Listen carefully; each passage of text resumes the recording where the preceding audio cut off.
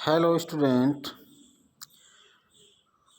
now we are going to discussion about a new topic, that is genetic library और DNA library। जैसा कि आप को नाम से विदित हो रहा होगा कि लाइब्रेरी जो टर्म है उसका मीनिंग क्या है। लाइब्रेरी का मीनिंग है कि किसी भी बुक्स की, एक पर्टिकुलर बुक्स की मल्टीपल कॉपीज जहाँ एक साथ अरेंज रखी रहती हैं, या बहुत सारी बुक्स को कलेक्ट करके और एक स्थान पर रखा जाता है, जिससे उचित समय पर और हमें पुस्तक उपलब्ध हो सके पर्टिकुलर नोट्स देखने के लिए।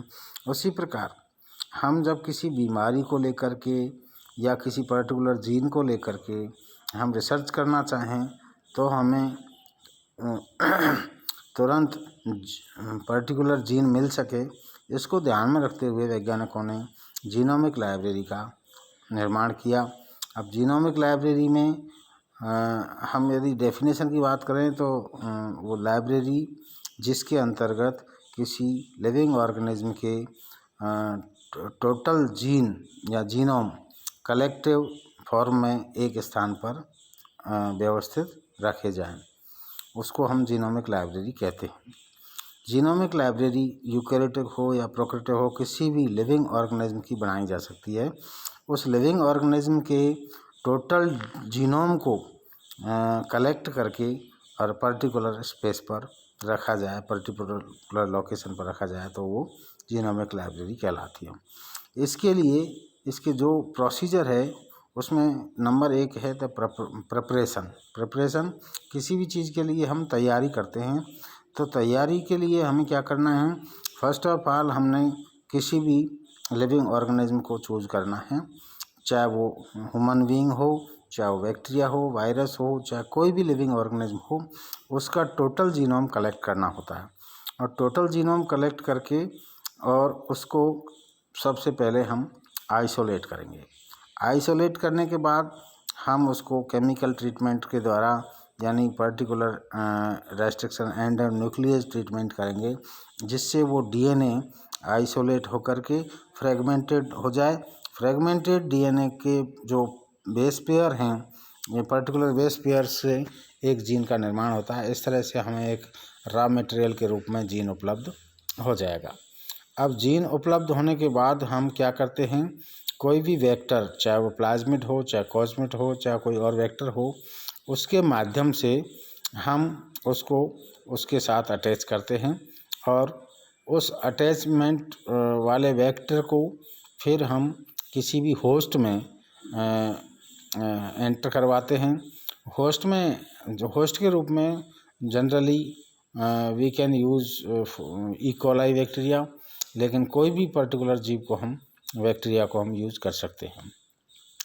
जब पर्टिकुलर जीन को उसके वेक्टर के साथ अटैच कर दिया, अटैच करने के बाद हमने होस्ट में ट्रांसफ़र कर दिया, तो होस्ट को फिर हम होस्ट की कॉलोनी डेवलप करते हैं। कॉलोनी डेवलप करने के लिए अगर उस मीडिया पर उसको कल्चर करते हैं, बैक्टीरिया को कल्चर करते हैं, तो उसकी कॉपियाँ हमको मल्टीपल कॉपियाँ मिल जाती हैं। उसमें डीएनए का जो पार्ट है वो उसके साथ प्लाज्मिड के बैक्टीरिया के साथ जुड़ा हुआ होता है, उसकी कॉपियाँ तैयार हो जाती हैं।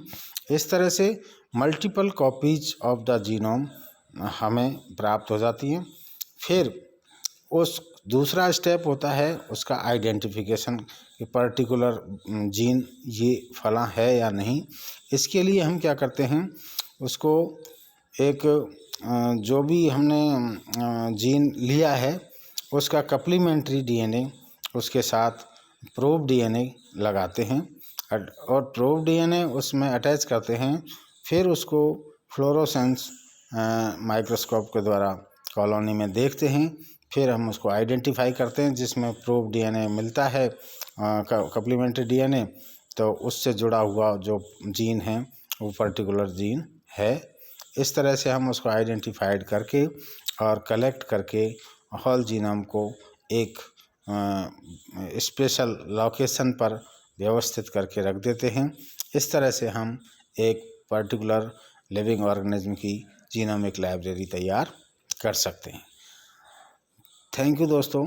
यदि आपको ये टॉपिक समझ में आया हो, आपका कॉन्सेप्ट क्लियर हो गया हो, शायद मेरे हिसाब से आपका कॉन्सेप्ट क्लियर हो गया होगा, फिर भी कोई क्वेरी है तो आप मुझे व्हाट्सएप पे या मेल पे या जैसे भी आपको उचित लगे आप पूछ सकते हैं। फिर हम मिलेंगे एक नए टॉपिक के साथ, यानी दूसरा जेनेटिक लाइब्रेरी का दूसरा पार्ट है CDNA लाइब्रेरी। Thank you.